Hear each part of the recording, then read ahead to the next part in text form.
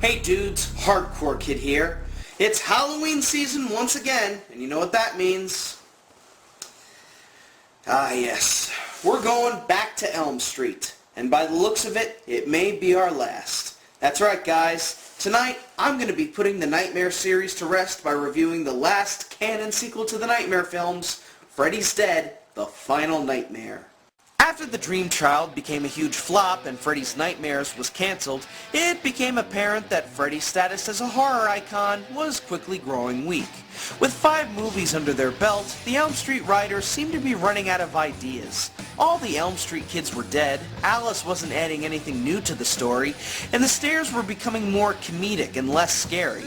By now, it's the 90s, and people didn't really seem to care that much about slasher films anymore. Sure, Friday the 13th and Halloween kept on making sequels, but all of them sucked, and nobody cared for them aside from the hardcore fans. You know, you can only run a series for so long to where it starts to wear thin, and well, 7 years after the release of the first movie, the Nightmare series was as thin as tissue paper. So, New Line Cinemas decided that there was only one thing to do, and that was to end the Nightmare series with one last movie entitled Freddy's Dead, The Final Nightmare. Because calling it a Nightmare on Elm Street 6 The Final Nightmare doesn't make good publicity. Oh no. Make it sound a little more sophisticated. Make the hardcore Nightmare fans cry out, "What's this? Another lame Andrew Dice Clay sketch? Holy crap! This is the Final Nightmare film? There's not going to be any more after this? No way!" Okay, I don't know how many fans said that at this point. I'm just emphasizing. Now before I get into reviewing the movie itself, let me talk about the original screenplay. There were a lot of filmmakers and screenwriters who were eager to end the series on a high. Even Peter Jackson made a screenplay of his own, which unfortunately didn't get picked up. The most interesting script I've actually read is the one by Michael Almereyda. The story was that Freddy's Dead was going to follow the events of the Dream Child, with Jacob, now as a teenager, as the hero. Alice was going to be killed by Freddy, and Jacob would team up with some of his friends to take on the Dream Killer himself. Typical horror cliché, but what made the premise interesting was that it marked the return of 3 of the Dream Warriors, Kincaid, Taryn, and Joey, who, now freed from Freddy's grasp, would continue to live on in the Dream World and help Jacob and his friends defeat Freddy as a nightmare-fighting team known as the Dream Police.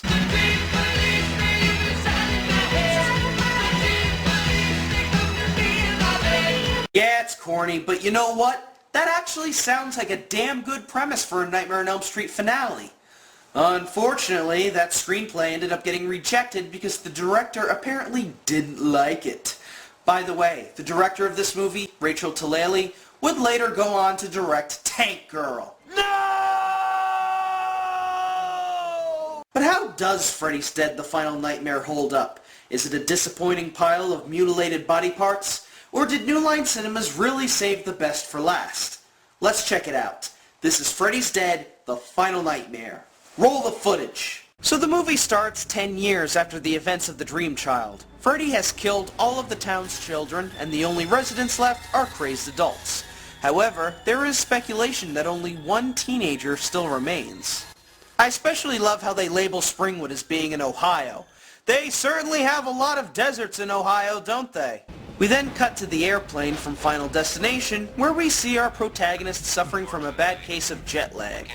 Now you're probably thinking, hey, this is Jacob all grown up, right? Actually, no, this is not Jacob. In fact, Alice and Jacob are never mentioned. That's right, Alice and Jacob, the only 2 remaining characters to have any ties to the rest of the series' continuity, have been completely forgotten about. Why? My guess is either Alice and Jacob hauled ass out of Springwood, or Freddy killed them and ate their souls for dinner. It's never explained or brought up. And as unnecessary of a sequel The Dream Child was, at least it had some kind of way of keeping Freddy alive. This movie, on the other hand, just went ahead and said, "Hey, who gives a fuck about continuity? Let's just bring Freddy back to life, end this damn series, and start working on surf ninjas. Dude." Anyway, who the hell is this? Well, this is John. He is, according to our old friend me here, the last remaining teenager of Springwood. After a rather stupid and random dream sequence that has him tumbling out of the airplane, he wakes up in his house. Or so he thinks.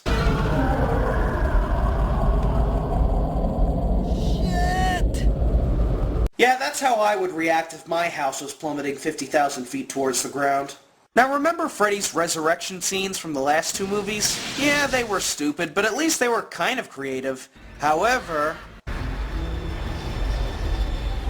I'll get you, my Freddy, and your soul too! What? He's the wicked bitch of the West! Way to go, movie! 10 minutes in and not only have you jumped the shark, but you dropped a house on it. Boy el gigante. So the house finally lands right across the street from 1428 Elm Street, aka the Nightmare House. So, is this house only being used as a scare device? Or did John actually live on Elm Street? Who knows? Either way, John freaks out and runs away, rolls down a hill, and ends up at a bus stop where he meets a ticket vendor played by Robert Shea, the producer of all the Nightmare films. Hurry up, boy. You don't want to miss the bus.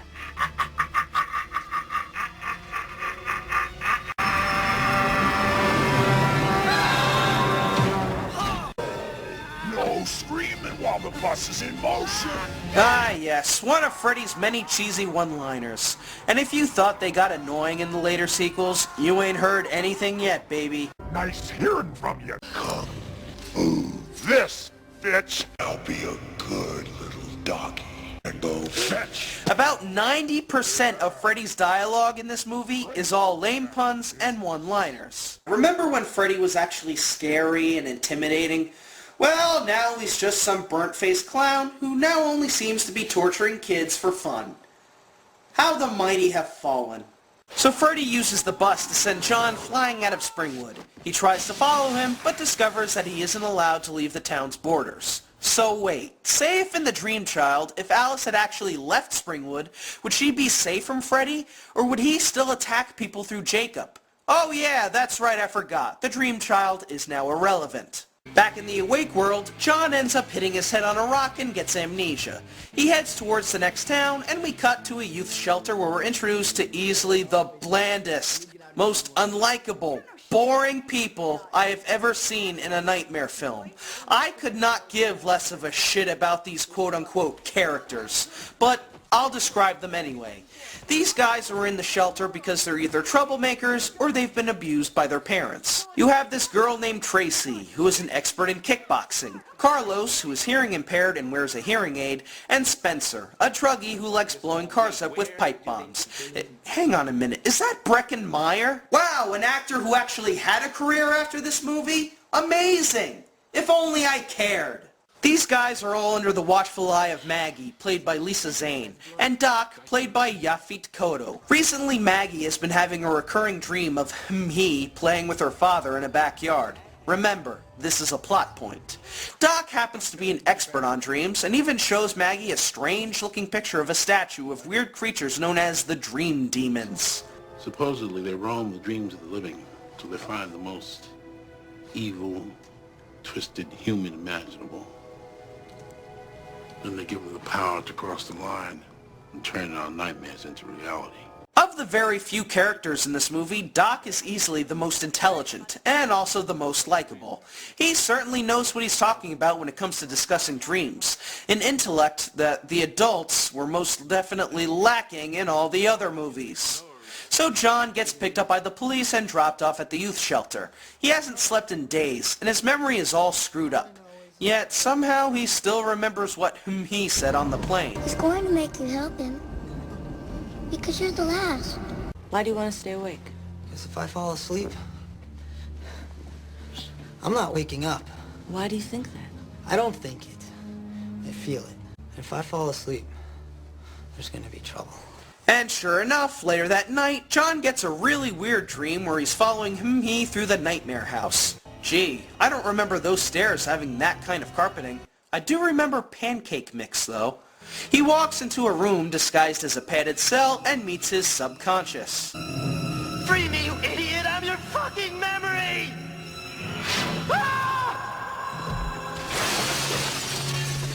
Kids these days. John tells Maggie about the little girl in his dreams and finds out that it's the exact same girl in Maggie's dreams. Maggie and John then agree to go to Springwood and try to spark John's memory. However, Carlos, Spencer, and Tracy have also snuck into the van and are quickly discovered as soon as they reach Springwood. What, did you think it was just going to be John and Maggie going in to face Freddy alone? In a slasher film? Nah, that would have just been lame. So the Misfits make it into town and find that it has been turned into a doghouse. No kids, no teenagers, no fillies anywhere. Just rednecks, old farts, and Tom Arnold and Roseanne Barr. Wait, what? Oh, what beautiful, adorable children! Would you like to come and live with us? It's been so long since we've had children in the house. So long. This time, I swear it'll be different. This time, I'll be careful and I'll hide you better so that he'll never find you. Mickey, what you doing? I'd rather be drowning in a sea of dead fish than be cuddling next to Roseanne, thank you. I want my children back. You know they bring him.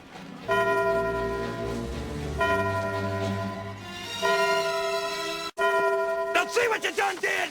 That's what you get for marrying Roseanne, Mr. Arnold. See you at Camp Fred. So after those pointless cameos, the kids head into town to try and look for clues. Maggie and John head to the school, while the other misfits take to the streets, only to find themselves driving in circles. Nice going. It takes talent to travel in a complete circle. Do you have to do that? You're such a hi-ho, you know that? I don't play that shit. You know the senses I got. Put that fucking thing on. It's hard enough staying awake without you lighting up every 10 seconds. This relaxes me. I can relax you with these two fingers. I'll just puncture your heart. Oh, I just cannot wait to see these characters die slow, painful deaths. Completely lost out of their minds, Carlos tries to read the road map.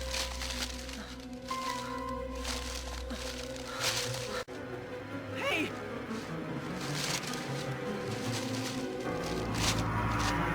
Carlos! I asked you for the map. What? Yeah, well, the map says we're fucked. Hey, the map just described the audience. We are indeed fucked. Hey, did you know that the tagline for Freddy's Dead: The Final Nightmare is, "We saved the best for last"? That's right. They were actually trying to market this as the scariest, goriest, most horrifying Nightmare on Elm Street to date. Well, I'm past the 30-minute mark of this thing, and so far, the scariest thing I've seen is Roseanne. Where are the scares? Where are the creative deaths? Hell, where is Freddy? At the school, Maggie comes across some newspaper articles relating to the Krueger family. Also, this guy. Welcome to Freddy 101. These dates are all within a 10-year period. What the hell happened here? Freddy happened here. Here's the crucial point. Anybody know what I'm getting at? Come on, people. We covered this. This is where they took away his child. Ooh, the plot is thickening faster than this guy's skull. Freddy actually had a child that was taken away from him? What an interesting fact. Wait a minute. When was it ever mentioned or even hinted throughout the series that Freddy had a child? I mean, wasn't he a child killer? Anyway, we cut back to the R-tarded trio who have finally given up finding a way out of Springwood and decide to travel on foot down the street. Unfortunately, it's Elm Street. They decide to take shelter inside this beautiful looking house, but don't look now, it's the Nightmare House. Whilst inside, Carlos decides to take a nap on Nancy Thompson's old bed and has a nightmare. After wandering through the house a bit, it transforms into an alleyway and he runs into his bitch-ass mom. Mama! Maybe you don't hear so good. Maybe I clean out your ears for you. Don't make me deaf, Mama, please! I'm sorry! I'm not.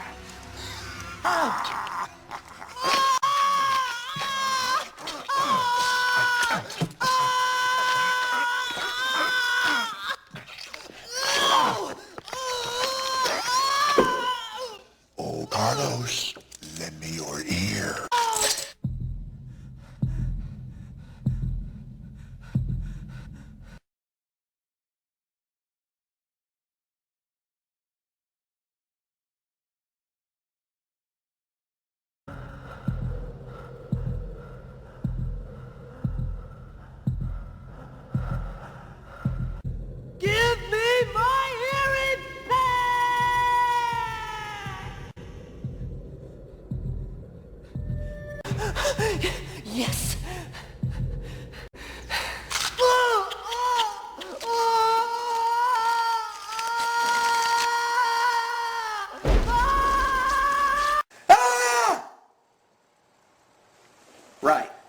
come that super hearing aid is so sensitive to the smallest of sounds like pins dropping and water dripping, yet when he's talking it doesn't affect him?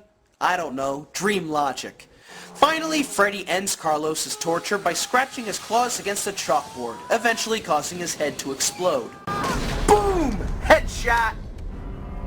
Nice hearing from you, Carlos. Oh, what a tragic loss. I'm sure his mom will be devastated. Now she'll have no more ears to clean. Back to John and Maggie.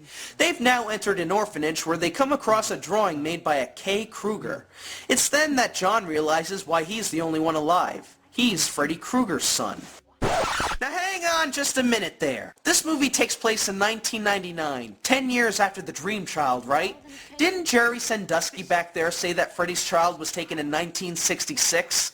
Wouldn't that mean John would have to be in his early to mid-30s to be Freddy's son? I mean, look at this guy. Does he even look 30 to you? Maybe if you had just let the movie take place in 91 instead of 99, you wouldn't have created such a huge plot hole. Anyway, no sooner has Carlos been taken out of the picture than it's Spencer's turn to get Krugered. Now as high as a kite, he falls asleep in front of the TV. All right, once again. Hang on a minute, Johnny Depp? Glenn is in this movie? This is your brain. This is your brain on drugs. Questions? Yeah! What are you on? Looks like a frying pan and some eggs to me. What kind of sense does that make? This is yet another pointless cameo that only sets up another stupid gag for laughs. It's Depp's way of saying, "Don't worry, Brecken. After this, you'll have a successful career just like me. Now, if you excuse me, I have to help my friend Tim film this movie he's working on. I play Freddy's cousin, Eddie. Savvy."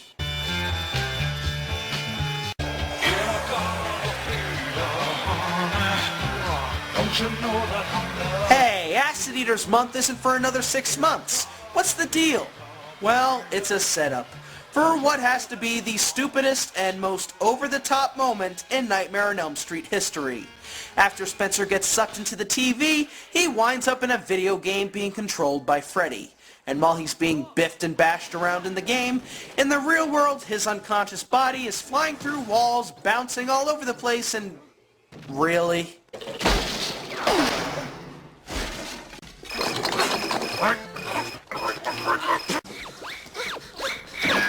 You know, maybe I've got the Nightmare on Elm Street series all wrong.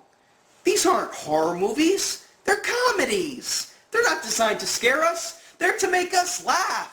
I mean, remember when Freddy ripped off Debbie's arms and turned her into a cockroach? That was hilarious. Or when he slammed Jennifer's face into the TV set and delivered that famous line, "Welcome to prime time, bitch!" Comic gold!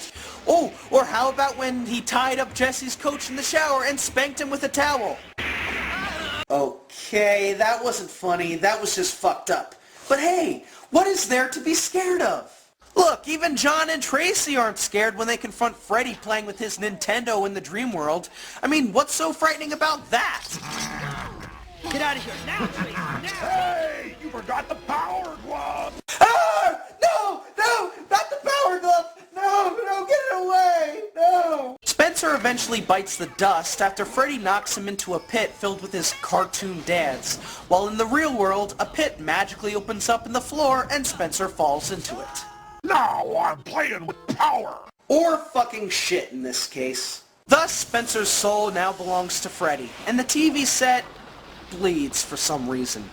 Oh, and apparently now, whenever Freddy kills a person, not only does he collect their soul, but he also erases them from existence. So those characters that we didn't give a shit about, we don't have to give a shit about them because they never existed.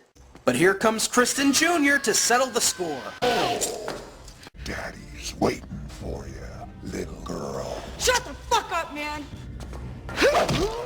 Ooh, right in the burnt biscuits. With Carlos and Spencer dead, Maggie and Tracy decide that it's best to leave Springwood and take John, who's still trapped in the dream world with them. John keeps trying to wake up, but still finds himself dreaming. Eventually, he gives up and jumps out of his house, falling through the sky. He then pulls a string on his shirt, which turns into a parachute, launching his body out of the van and leaving him hanging in the air. But uh-oh, here comes Freddy. You know why you let me go. Oh, do you think I'm your daddy? Wrong!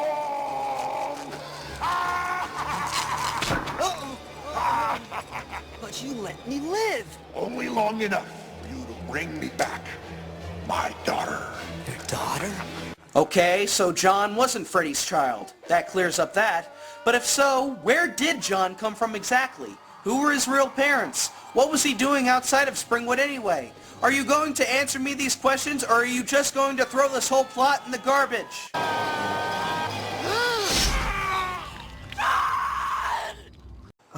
You know what? Go fuck yourself, movie. We spent an entire hour trying to figure out who the fuck this guy was, and then you just kill him and turn him into dust? Fuck you, movie. Fuck you! So now that he's killed the last remaining Springwood child, Freddy can now leave Springwood's borders and... Oh yeah, what made you guess?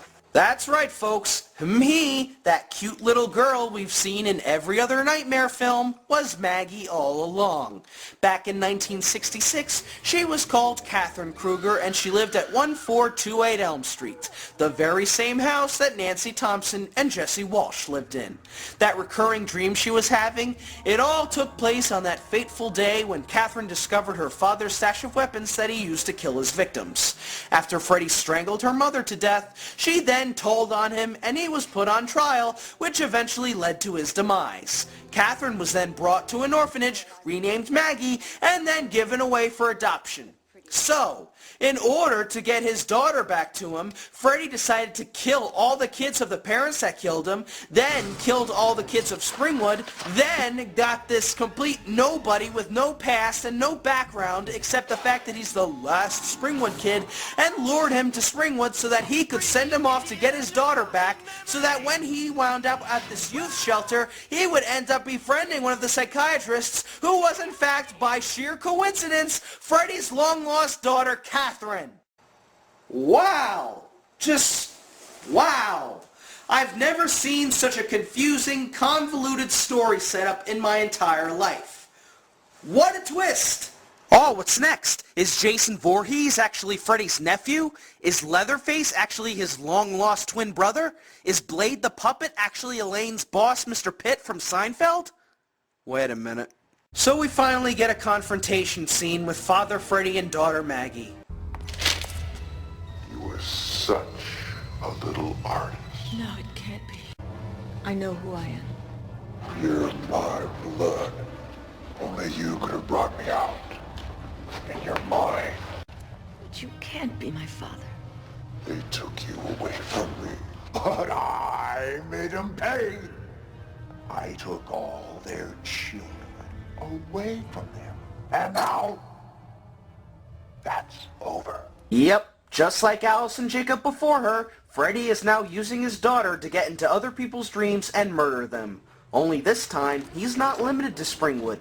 He's now got the whole world.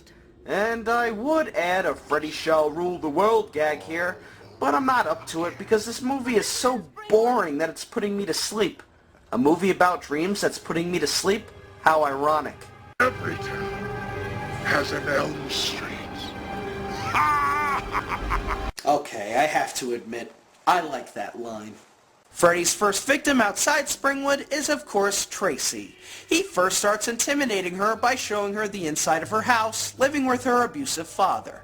Come on, give Daddy some honey.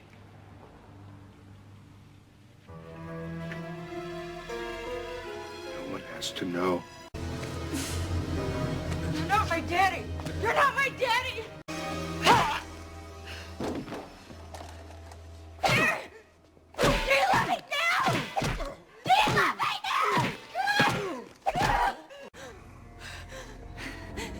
No honey for Daddy. Oh, come on! That's the worst makeup job I've ever seen in my life. You want to see scary? I'll give you scary. I need you to do the right thing, AJ! For our baby!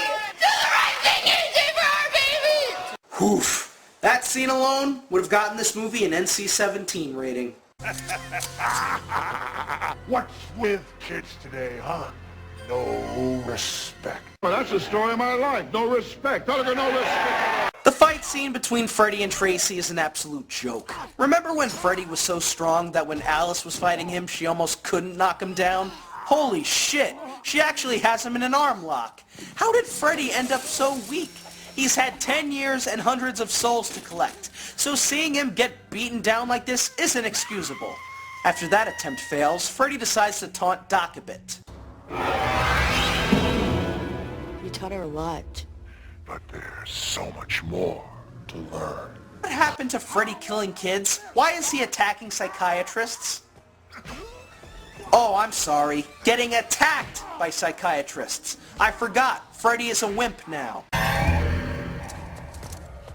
Sticks and stones may break my bones, but nothing will ever kill me.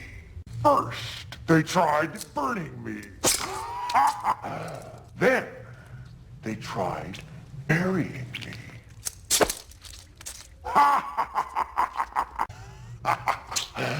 They even tried holy water.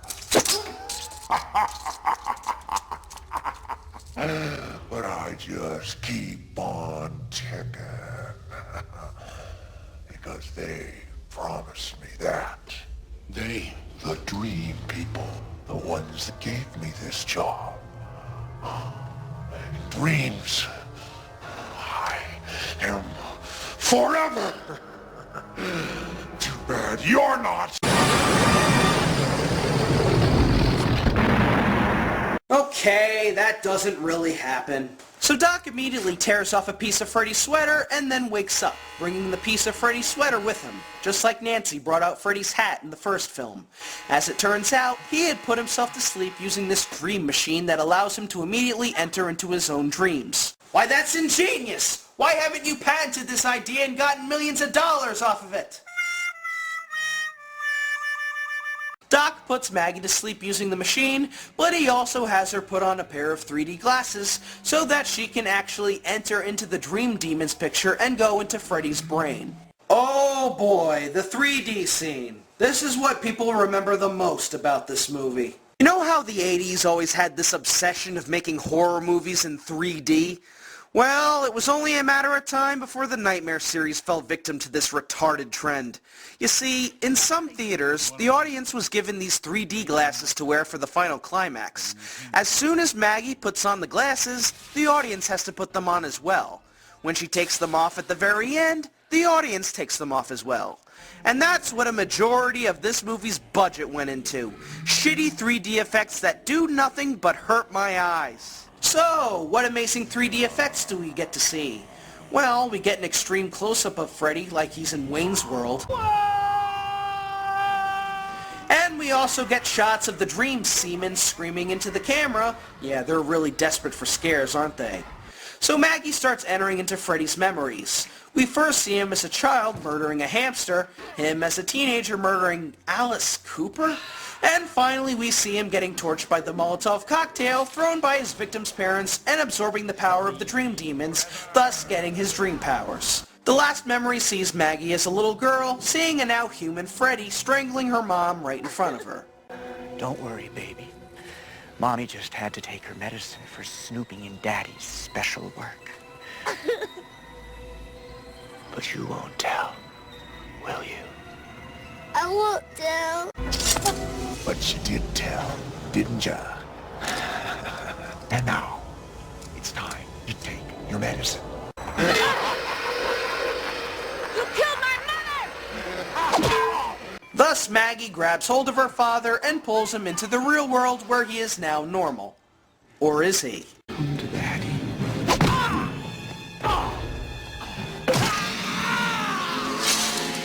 Gasp! The beast has been disarmed! So we get a rather lame hand-to-hand fight scene between Freddy and Maggie that ends after Maggie hits Freddy with knives, shurikens, and all kinds of crazy weapons and pins him against a wall. Go ahead. Put it on.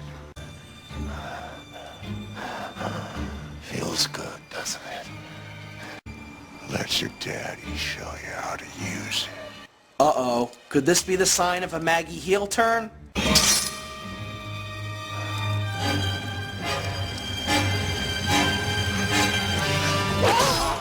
Of course not. And after stabbing Freddy with his own glove, she proceeds to blow him up with the CM Punk pipe bomb. Kids.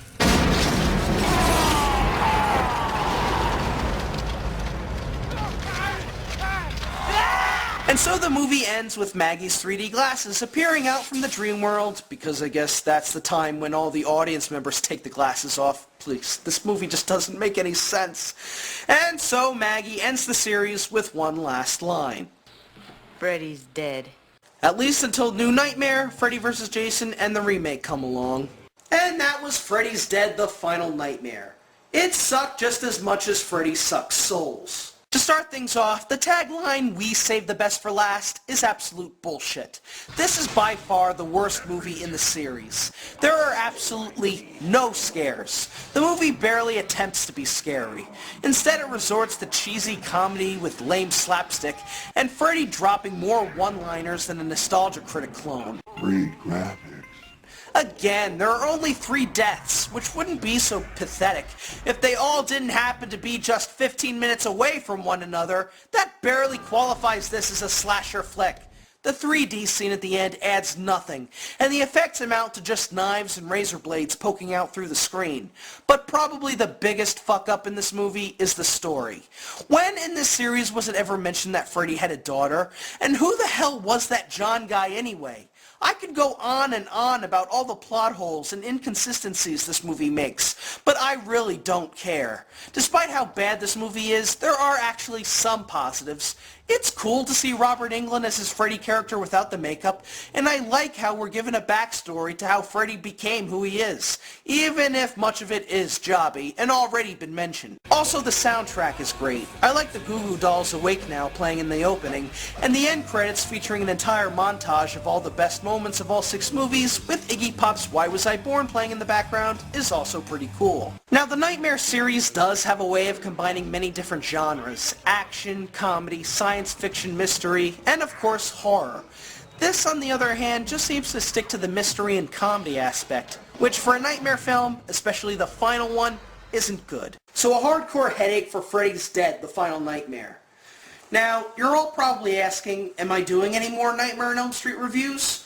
Well, so far I've done parts 3, 4, 5, and 6, and also Wes Craven's New Nightmare. I haven't done 1 and 2 since I think they've already been reviewed to death. And I'm probably going to save Freddy vs. Jason for a co-op one of these days. Although, there is the remake. Oh, yes. Guess what, guys? The nightmare still isn't over. Stay tuned October 31st, where I take on the Nightmare on Elm Street remake. Peace out, and don't fall asleep.